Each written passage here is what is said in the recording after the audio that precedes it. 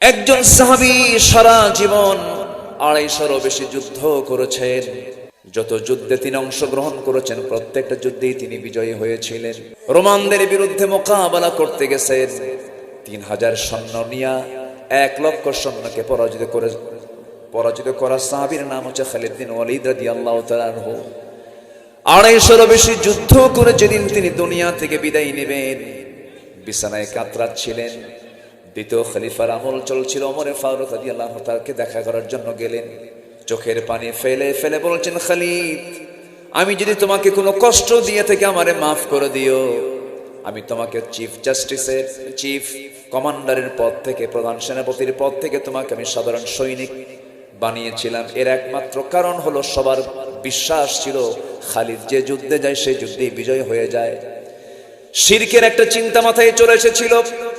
এই জন্য তোমাকে সেনাবাহিনী প্রধান থেকে আমি তোমাকে সাধারণ সৈনিক পদ আমি দিয়েছিলাম। আমি তোমাকে হিংসা করি নাই, আমি তোমার প্রতি কোনো রাগ দেখাই নাই। খালিদ বিন ওয়ালিদ বলছেন, আমিরুল মুমিনিন আল্লাহর কসম করে বলি, চুল পরিমাণ আমি মনক্ষুণ্ণ হই নাই।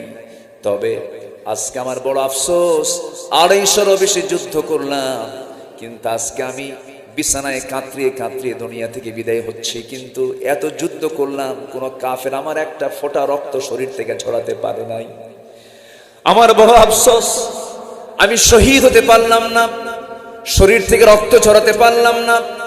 অথচ আমার ভাই, কত আমার পরিচিত ভাই যুদ্ধের ময়দানে গিয়ে যুদ্ধে অংশগ্রহণ করে শাহাদাত বরণ করলো।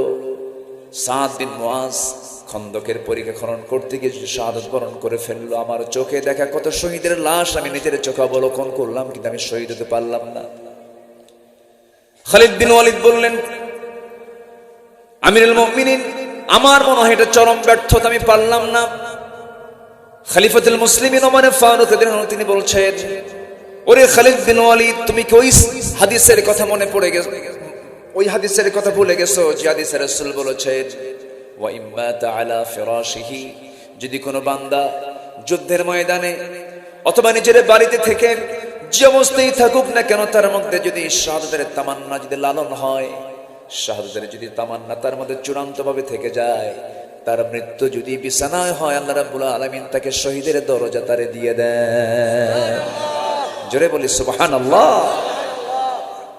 সম্মানিত ভাইয়েরা, তাহলে শহীদ হতে হলে আগে পাশ হতে হবে কার দফতর থেকে, কার অফিস থেকে বলেন তো?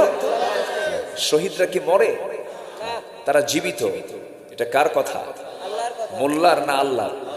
এটা কি মোল্লারা কয় না আল্লাহ কইছে?